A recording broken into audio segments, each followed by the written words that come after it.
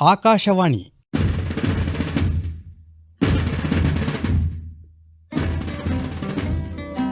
ಶಿವಮೊಗ್ಗ ಜಿಲ್ಲೆಯ ಸ್ವಾತಂತ್ರ್ಯ ಹೋರಾಟಗಾರರ ಪರಿಚಯ. ಈ ಕಾರ್ಯಕ್ರಮದಲ್ಲಿ ಭಾಗವಹಿಸುತ್ತಾರೆ ಶಿವಮೊಗ್ಗ ಕರ್ನಾಟಕ ಸಂಘದ ಅಧ್ಯಕ್ಷರಾದ ಎಂಎನ್ ಸುಂದರರಾಜ್. ಇವರೊಂದಿಗೆ ಭಾಗವಹಿಸುವವರು ಆಕಾಶವಾಣಿ ಭದ್ರಾವತಿ ಕೇಂದ್ರದ ಕಾರ್ಯಕ್ರಮ ಮುಖ್ಯಸ್ಥರಾದ ಎಸ್.ಆರ್. ಭಟ್. ಕೇಳುಗರೆ, ಈ ಭಾರತ ಸ್ವಾತಂತ್ರ್ಯ ಪಡೆದುಕೊಳ್ಳುವಂತಹ ಸಮಯದಲ್ಲಿ ಬ್ರಿಟಿಷರ ವಿರುದ್ಧ ಹಲವು ದಂಗೆಗಳಾದಂತಹ ಕಥೆಗಳನ್ನು ಕೇಳಿದ್ದೀವಿ, ಚಳುವಳಿಗಳನ್ನು ಕೇಳಿದ್ದೀವಿ. ಅದೇ ರೀತಿಯಲ್ಲಿ ಶಿವಮೊಗ್ಗ ಜಿಲ್ಲೆಯಲ್ಲಿಯೂ ಕೂಡ ಭಾರತದ ಸ್ವಾತಂತ್ರ್ಯವನ್ನು ಪಡ್ಕೊಳ್ಳೋ ನಿಟ್ಟಿನಲ್ಲಿ ಹೋರಾಟ ಮಾಡಿದಂತಹ ಮಹನೀಯರು ಬಹಳಷ್ಟು ಜನರಿದ್ದಾರೆ. ಸ್ವಾತಂತ್ರ್ಯ ಚಳುವಳಿಯಲ್ಲಿ ಧುಮುಕಿದಂತಹ ಹಲವು ಮಹನೀಯರು ನಮ್ಮ ಶಿವಮೊಗ್ಗ ಜಿಲ್ಲೆಯಾದ್ಯಂತ ಇದ್ದಾರೆ. ಶಿವಮೊಗ್ಗ ಜಿಲ್ಲೆಯ ಸ್ವಾತಂತ್ರ್ಯ ಹೋರಾಟಗಾರರ ಬಗ್ಗೆ ಪರಿಚಯವನ್ನು ನಮಗೆ ಪ್ರತಿವಾರ ಮಾಡಿಕೊಡ್ತಾ ಇದ್ದಾರೆ ಕರ್ನಾಟಕ ಸಂಘದ ಅಧ್ಯಕ್ಷರಾದಂತಹ ಎಂಎನ್ ಸುಂದರರಾಜ್ ಅವರು. ಇಂದು ಆಗರ್ಭ ಶ್ರೀಮಂತ ಕುಟುಂಬದಲ್ಲಿ ಹುಟ್ಟಿದ್ರೂ ಕೂಡ ಸ್ವಾತಂತ್ರ್ಯ ಚಳುವಳಿಯಲ್ಲಿ ತಮ್ಮನ್ನು ತೊಡಗಿಸಿಕೊಂಡಂತಹ ಒಬ್ಬ ಮಹಾನ್ ವ್ಯಕ್ತಿಯ ಬಗ್ಗೆ ಪರಿಚಯ ಮಾಡಿಕೊಡ್ತಾ ಇದ್ದೀವಿ. ಅವರೇ ಡಿ.ಎಸ್. ದಿನಕರ್ ಅವರು. ಸುಂದರರಾಜ್ ಅವರೇ, ಡಿ.ಎಸ್. ದಿನಕರ್ ಅವರ ಬಗ್ಗೆ ನಮ್ಮ ಕೇಳೋರಿಗೆ ಒಂದಿಷ್ಟು ಮಾಹಿತಿಯನ್ನು ಹೇಳಬೇಕು. ಶಿವಮೊಗ್ಗ ಜಿಲ್ಲೆ ಸ್ವಾತಂತ್ರ್ಯ ಸಂಗ್ರಾಮದಲ್ಲಿ ಮಹತ್ವ ಪಾತ್ರವನ್ನು ವಹಿಸಿರ್ತಕ್ಕಂಥದ್ದು, ನಾಡಿಗೆ ಪ್ರಸಿದ್ಧವಾಗಿರ್ತಕ್ಕಂಥದ್ದು ಶಿವಮೊಗ್ಗ. ಇಲ್ಲಿ ಅನೇಕರ ಬಲಿದಾನ ಆಗಿದೆ. ಇಂತಹ ಕೀರ್ತಿವಂತರ ಸಾಲಿಗೆ ಸೇರಬಹುದಾದ ಹೆಸರು ಅಂದರೆ ಡಿ.ಎಸ್. ದಿನಕರ್ ಅವ್ರದ್ದು. ಬಹುಶಃ ಶಿವಮೊಗ್ಗದಲ್ಲಿ ಅವರ ಪರಿಚಯ ಇಲ್ಲದರೂ ಬಹಳ ಕಡಿಮೆ ಅಂತಲೇ ಹೇಳ್ಬೋದು. ಏಕೆಂದರೆ ಅವರು ರಾಷ್ಟ್ರೀಯ ಶಿಕ್ಷಣ ಸಮಿತಿಯ ಸ್ಥಾಪಕರಲ್ಲಿ ಅವರು ಸಹ ಒಬ್ಬರು. ಆಗರ್ಭ ಶ್ರೀಮಂತ ಕುಟುಂಬದಲ್ಲಿ ಜನಿಸಿ ವ್ಯಾಪಾರಿ ವೃತ್ತಿಯನ್ನು ಅವಲಂಬಿಸಿ ಅದರ ಜೊತೆಗೆ ಸ್ವಾತಂತ್ರ್ಯ ಭಾರತದ ಕನಸನ್ನು ಕಂಡವರು ದಿನಕರ್ ಅವರು. 1920ರಲ್ಲಿ ಜನಿಸಿದ ದಿನಕರ್ ತಮ್ಮ ತಂದೆ ಶಾಂತಪ್ಪ ಮತ್ತು ತಾಯಿ ಶಿರಸಮ್ಮ ಅವರ ಮಾರ್ಗದರ್ಶನದಲ್ಲಿ ಬೆಳೆದವರು.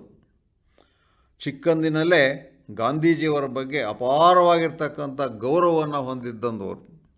ಗಾಂಧೀಜಿಯವರ ಕರೆ ಮೇರೆಗೆ ಸ್ವಾತಂತ್ರ್ಯ ಚಳುವಳಿಯಲ್ಲಿ ಅವರು ಧುಮುಕಿದರು. 1942ರ ಸ್ವಾತಂತ್ರ್ಯ ಸಂಗ್ರಾಮದ ಸಂಕ್ರಮಣ ಕಾಲ ಅದು. ದೇಶಾದ್ಯಂತ ಕ್ವಿಟ್ ಇಂಡಿಯಾ ಚಳುವಳಿ ಜೋರಾಗಿ ನಡೀತಾ ಇತ್ತು. ಆ ಸಂದರ್ಭದಲ್ಲಿ ಅವ್ರಿಗಿನ್ನೂ 22 ವರ್ಷ. ಆವಾಗಲೇ ದೇಶ ಸೇವೆಗೋಸ್ಕರವಾಗಿ ತಮ್ಮ ಇಡೀ ಜೀವನವನ್ನು ಮುಡುಪಾಗಿಡ್ತಕ್ಕಂತಹ ತೀರ್ಮಾನವನ್ನು ಮಾಡಿಕೊಂಡ್ರು.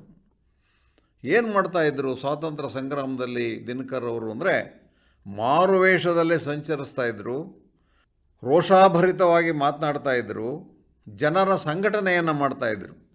ಮನೆಯವರ ವಿರೋಧದ ನಡುವೆನೂ ಸಹ ಸ್ವಾತಂತ್ರ್ಯ ಹೋರಾಟಕ್ಕೋಸ್ಕರವಾಗಿ ಸ್ವಯಂ ಸೇವಕರಿಗೆ ಧಾರಾಳವಾಗಿ ಧನ ಸಹಾಯ ಮಾಡ್ತಾಯಿದ್ರು.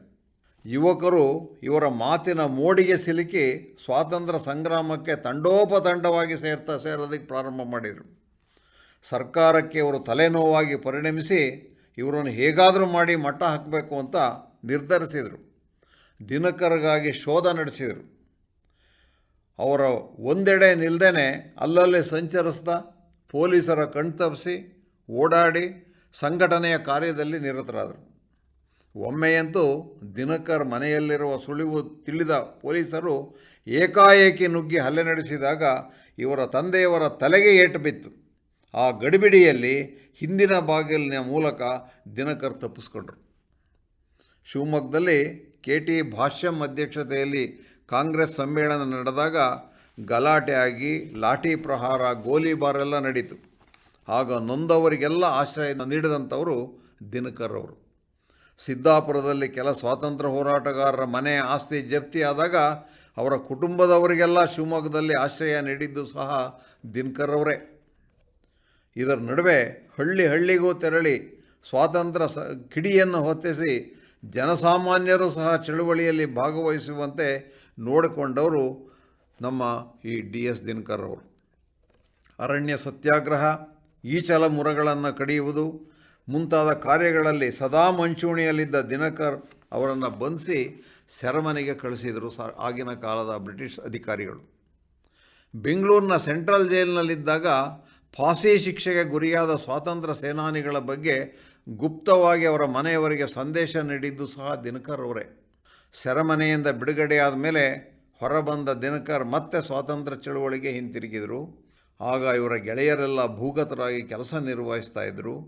ಒಂದು ಕರಾಳ ರಾತ್ರಿಯಲ್ಲಿ ಚಳುವಳಿಗಾರರೆಲ್ಲ ಒಂದು ಕಡೆ ಗುಪ್ತವಾಗಿ ಸಭೆ ಸೇರಿ ಸಮಾಲೋಚನೆ ಮಾಡ್ತಾ ಇರಬೇಕಾದ್ರೆ ಪೊಲೀಸರು ಏಕಾಏಕಿ ದಾಳಿ ಮಾಡಿದರು. ಆಗಲೂ ಸಹ ದಿನಕರ್ ಅವರು ಬಂಧನದಿಂದ ತಪ್ಪಿಸಿಕೊಂಡರು. 1947ರಲ್ಲಿ ಸರ್ಕಾರಕ್ಕಾಗಿ ನಡೆದ ಚಳುವಳಿಯಲ್ಲಿ ಅವರು ಪಾಲ್ಗೊಂಡು ಮಹತ್ತರವಾಗಿರ್ತಕ್ಕಂಥ ಕೆಲಸ ಮಾಡಿದರು. ಸರ್ಕಾರದ ಕಡತದಲ್ಲಿ ಇವರೊಬ್ಬರು ಪ್ರಧಾನ ಚಳುವಳಿಗಾರರೆಂದು ಗುರುತಿಸಿಕೊಂಡರು. ರಾಷ್ಟ್ರೀಯ ವಿದ್ಯಾಸಂಸ್ಥೆ, ರಾಷ್ಟ್ರೀಯ ಯುವಜನ ಸಂಘ, ಹರಿಜನ ಸೇವಾ ಸಂಘ, ಕರ್ನಾಟಕ ಸಂಘ, ಜಿಲ್ಲಾ ಸ್ವಾತಂತ್ರ್ಯ ಹೋರಾಟಗಾರರ ಸಂಘ ಮುಂತಾದ ಸಂಸ್ಥೆಗಳ ಸ್ಥಾಪನೆಯಲ್ಲಿಯೂ ಪ್ರಮುಖ ಪಾತ್ರ ವಹಿಸುವುದುಂಟು. ಧರ್ಮಸ್ಥಳದ ವೀರೇಂದ್ರ ಹೆಗ್ಗಡೆಯವರಿಂದ ಪ್ರೇರೇಪಿತರಾಗಿ ಶಿವಮೊಗ್ಗದಲ್ಲಿಯೂ ಪ್ರತಿ ವರ್ಷ ಸಾಮೂಹಿಕ ವಿವಾಹಗಳನ್ನು ಏರ್ಪಡಿಸಿದ ಕೀರ್ತಿ ಇವರಿಗೆ ಸಲ್ಲುತ್ತೆ. ತಮ್ಮ ಇಳಿವಯಸ್ಸಿನಲ್ಲಿಯೂ ಯು ಆರ್ ಅನಂತಮೂರ್ತಿ ಸಂಘಟಿಸಿದ ತುಂಗಾಮೂಲ ಉಳಿಸಿ ಚಳುವಳಿಯಲ್ಲೂ ಪಾಲ್ಗೊಂಡು ತಮ್ಮ ಪರಿಸರ ಪ್ರೇಮವನ್ನು ಮೆರೆದಿದ್ದಾರೆ. ಕೊಡುಗೈ ದಾನಿಗಳಾಗಿ, ಹಿರಿಯ ಸ್ವಾತಂತ್ರ್ಯ ಹೋರಾಟಗಾರರಾಗಿ ಅನೇಕರ ಬಾಳಿನ ದೀಪವಾಗಿ ಬೆಳಗಿದವರು ದಿನಕರ್ ಅವರು. ಅದೆಷ್ಟೋ ವಿದ್ಯಾರ್ಥಿಗಳಿಗೆ ಉಚಿತ ವಿದ್ಯಾಭ್ಯಾಸ ಮಾಡಲು ನೆರವು ನೀಡಿದ ಮಹಾನುಭಾವರು. ಇವರಿಗೆ ಸರ್ಕಾರ ಕೊಡಮಾಡಿದ ತಾಮ್ರಪತ್ರ ಮತ್ತು ಸ್ವಾತಂತ್ರ್ಯ ವೀರರ ರಜತ ಮಹೋತ್ಸವ ಪ್ರಶಂಸನಾ ಪತ್ರ ಹಾಗೂ ಸ್ವಾತಂತ್ರ್ಯ ವೀರರಿಗೆ ನೀಡುತ್ತಾ ಇದ್ದಂತಹ ನಿವೃತ್ತ ವೇತನ ಅವರನ್ನು ತೆಗೆದುಕೊಂಡು ಆ ನಿವೃತ್ತಿ ವೇತನವನ್ನೂ ಸಹ ಸಮಾಜದ ಸೇವೆಗೋಸ್ಕರವಾಗಿ ಬಳಸಿಕೊಂಡವರು. ಇಂತಹ ಧೀಮಂತ ವ್ಯಕ್ತಿ 31 ಜುಲೈ 2003ರಲ್ಲಿ ಕೊನೆಯುಸಿರೆಳೆದಾಗ ಅವರಿಗೆ 83 ವರ್ಷ ವಯಸ್ಸಾಗಿತ್ತು. ಇವತ್ತಿಗೂ ಸಹ ಅವರು ನಮಗೆಲ್ಲರಿಗೂ ಸಹ ಅವರ ನೆನಪು ಹಸಿರಾಗಿರ್ತಕ್ಕಂಥದ್ದು. ನಮ್ಮ ಜಿಲ್ಲೆಯ ಗೌರವವನ್ನು ಹೆಚ್ಚಿಸ್ತಕ್ಕಂಥ ಕೀರ್ತಿ DS ದಿನಕರ್ ಅವರಿಗೆ ಸೇರುತ್ತೆ. ಭಾರತ ಸ್ವಾತಂತ್ರ್ಯವನ್ನು ಪಡೆದುಕೊಳ್ಳುವಂತಹ ಸಮಯದಲ್ಲಿ ದುಡಿದಂತಹ ಮಹನೀಯರು ಬಹಳಷ್ಟು ಜನರು. ಬಡವ ಬಲ್ಲಿದರೆಂಬ ಭೇದ ಭಾವವಿಲ್ಲದೆ ಪ್ರತಿಯೊಬ್ಬರೂ ಕೂಡ ಸ್ವಾತಂತ್ರ್ಯ ಹೋರಾಟದಲ್ಲಿ ಧುಮುಕಿ ಭಾರತಕ್ಕೆ ಸ್ವಾತಂತ್ರ್ಯವನ್ನು ತಂದುಕೊಟ್ಟಿದ್ದಾರೆ. ಈಗಾಗಲೇ ನಾವು ಕೇಳಿದ ಹಾಗಲೇ DS ದಿನಕರ್ ಅವರು ಶ್ರೀಮಂತ ಕುಟುಂಬದಲ್ಲಿ ಹುಟ್ಟಿದ್ರೂ ಕೂಡ ತಮ್ಮ ಎಲ್ಲ ಒಂದು ಶ್ರೀಮಂತಿಕೆಯನ್ನು ಬಿಟ್ಟು ಭಾರತದ ಸ್ವಾತಂತ್ರ್ಯ ಚಳುವಳಿಯಲ್ಲಿ ಧುಮುಕಿದಂಥ ಮಹನೀಯರು. ಹಾಗೆಯೇ ಶಿವಮೊಗ್ಗದ ಇನ್ನೊಬ್ಬ ಮಹಾನ್ ವ್ಯಕ್ತಿಯ ಬಗ್ಗೆಯೂ ಕೂಡ ನಿಮಗೆ ಹೇಳಲೇಬೇಕು. ಈ ಮಹನೀಯರು ತಾವಷ್ಟೇ ಅಲ್ಲ, ತಮ್ಮ ಪತ್ನಿಯನ್ನು ಕೂಡ ಸ್ವಾತಂತ್ರ್ಯ ಚಳುವಳಿಯಲ್ಲಿ ತೊಡಗಿಸಿಕೊಂಡವರು. ಗಾಂಧೀಜಿಯವರ ಚಳುವಳಿಯಲ್ಲಿ ತಾವು ಕೂಡ ಪಾಲ್ಗೊಂಡು ಸ್ವಾತಂತ್ರ್ಯ ಹೋರಾಟದಲ್ಲಿ ತಮ್ಮನ್ನು ತಾವು ತೊಡಗಿಸಿಕೊಂಡಂಥವರು ಅವರೇ ಬಸವಾನಿ ರಾಮಶರ್ಮ ಅವರು. ಸುಂದರರಾಜ್ ಅವರೇ, ಬಸವಾನಿ ರಾಮಶರ್ಮ ಅವರ ಬಗ್ಗೆನೂ ಕೂಡ ನಮ್ಮ ಕೇಳೋರಿಗೆ ಹೇಳಬೇಕು. 1927ರಲ್ಲಿ ಮಹಾತ್ಮ ಗಾಂಧಿಯವರು ತೀರ್ಥಹಳ್ಳಿಗೆ ಬಂದಿದ್ದರು. ತೀರ್ಥಹಳ್ಳಿಗೆ ಬಂದಾಗ ರಾಮಶರ್ಮರಿಗೆ ಇನ್ನೂ 14 ವರ್ಷ ವಯಸ್ಸಷ್ಟೇ. ಆ ಬಾಲಕ ಮಹಾತ್ಮ ಗಾಂಧಿಯವರ ಮಾತುಗಳನ್ನು ಮಂತ್ರಮುಗ್ಧವಾಗಿ ಕೇಳ್ದ. ಗಾಂಧೀಜಿಯವರ ದೇಶ್ ಕಿ ಸೇವಾ ಕರೋ ಎಂಬ ಮಾತುಗಳು ಆತನ ಕಿವಿಯಲ್ಲಿ ರಿಂಗಣಿಸ್ತು. ಅಂದೇ ನಿರ್ಧರಿಸಿದ, ಇನ್ನು ತನ್ನ ಜೀವನ ಈ ದೇಶಕ್ಕಾಗಿ ಮುಡುಪಾಗಿಡಬೇಕು ಅಂತ. ಆ ಬಾಲಕನೇ ಮುಂದೆ ಸ್ವಾತಂತ್ರ್ಯ ಹೋರಾಟದಲ್ಲಿ ಭಾಗವಹಿಸಿ ಯುವಕರನ್ನು ಸ್ವಾತಂತ್ರ್ಯ ಸಂಗ್ರಾಮದಲ್ಲಿ ಪಾಲ್ಗೊಳ್ಳಲು ಪ್ರೇರೇಪಿಸಿದ ಬಸವಾನಿ ರಾಮಶರ್ಮರು. ಮುಂದೆ ಅವರ ಅವಿರತ ಹೋರಾಟದ ಫಲವಾಗಿ ಜನ ಅವರನ್ನು ಮಲೆನಾಡು ಗಾಂಧಿ ಎಂಬ ಹೆಸರಿನಲ್ಲಿ ಕರೆಯಲು ಪ್ರಾರಂಭಿಸಿದರು. ಬಸವಾನಿ ರಾಮಶರ್ಮರು ಜನಿಸಿದ್ದು ನವೆಂಬರ್ 7, 1913ರಲ್ಲಿ. ತಂದೆ ವಿಶ್ವನಾಥ ಭಟ್ ಮತ್ತು ತಾಯಿ ನಾಗಮ್ಮ. ಅವರಿಬ್ಬರು ಕೃಷಿಕ ಕುಟುಂಬದವರೇನೆ. ಆದರೆ ವೇದಾಧ್ಯಯನಶೀಲರು. ಆಧ್ಯಾತ್ಮಿಕ ಜೀವನಕ್ಕೆ ಮನಸೋತ ತಂದೆ ತನ್ನ ಪೂರ್ವಜರು ಸಂಪಾದಿಸಿದ ಆಸ್ತಿಯನ್ನೆಲ್ಲ ಕಳ್ಕೊಂಡ್ರು. ರಾಮಶರ್ಮರು ಶೃಂಗೇರಿ, ಧಾರವಾಡ, ಬೇಲೂರು, ಮಾಯಾವರಂಗಳ ವೇದ ಶಾಲೆಗಳಲ್ಲಿ ಸನಾತನ ವಿದ್ಯಾಭ್ಯಾಸ ಮಾಡಿದರು. ಸಂಸ್ಕೃತ, ವೇದಭಾಷ್ಯ, ಅದ್ವೈತ ವೇದಾಂತ ಶಾಸ್ತ್ರಗಳನ್ನು ಅಧ್ಯಯನ ಮಾಡಿದರು. ತಿರುವಣ್ಣಾಮಲೆಗೆ ಹೋಗಿ ರಮಣ ಮಹರ್ಷಿಗಳನ್ನು ದರ್ಶನ ಮಾಡಿ ಅವರಿಂದ ಆಧ್ಯಾತ್ಮಿಕ ಸಲಹೆಗಳನ್ನು ಪಡೆದರು. ಕಂಚಿ ಕಾಮಕೋಟಿ ಮಠದ ಶ್ರೀ ಚಂದ್ರಶೇಖರೇಂದ್ರ ಸರಸ್ವತಿ ಸ್ವಾಮಿಗಳಿಗೆ ವೇದಾಂತ ರಹಸ್ಯ ಪಾಠ ಮಾಡಿದ ಹೆಗ್ಗಳಿಕೆ ಅವರದ್ದು.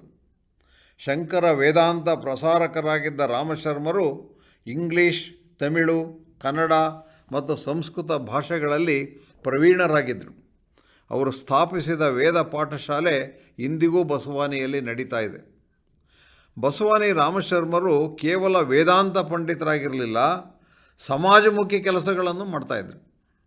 ಬಸವಾನಿಯ ಪರಿಸರದಲ್ಲಿ ನಡೀತಾ ಇದ್ದಂತಹ ಅಸ್ಪೃಶ್ಯತೆ ನಿವಾರಣೆಗೆ ತಮ್ಮ ಜೀವನವನ್ನೇ ಮುಡುಪಾಗಿಟ್ರು. ಗಾಂಧೀಜಿಯವರ ಆದರ್ಶಕ್ಕೆ ಮನಸೋತು ಸ್ವಾತಂತ್ರ್ಯ ಸಂಗ್ರಾಮದಲ್ಲಿ ತಮ್ಮನ್ನು ತೊಡಗಿಸಿಕೊಂಡರು. ಅದಕ್ಕಾಗಿ ಬಸವಾನಿ ಗ್ರಾಮ ಪಂಚಾಯಿತಿಗೆ ಸರ್ಕಾರ 5,000 ರೂಪಾಯಿ ಬಹುಮಾನ ನೀಡಿತು. ಅಷ್ಟೇ ಅಲ್ಲ, ತಮ್ಮ ಪತ್ನಿ ಸಾವಿತ್ರಮ್ಮನವರನ್ನು ಸಹ ಸ್ವಾತಂತ್ರ್ಯ ಸಂಗ್ರಾಮದಲ್ಲೇ ತೊಡಗುವಂತೆ ಪ್ರೇರೇಪಿಸಿದರು. ಬಸವಾನಿ ರಾಮಶರ್ಮರು ಕ್ವಿಟ್ ಇಂಡಿಯಾ ಚಳುವಳಿಯಲ್ಲಿ ಸಕ್ರಿಯವಾಗಿ ಹೋರಾಡಿದರು. ಭೂಗತರಾಗಿದ್ದುಕೊಂಡೇ ಶಿವಮೊಗ್ಗ ಮತ್ತು ಚಿಕ್ಕಮಗಳೂರು ಜಿಲ್ಲೆಗಳನ್ನು ತಮ್ಮ ಕಾರ್ಯಕ್ಷೇತ್ರವನ್ನಾಗಿ ಮಾಡಿಕೊಂಡರು.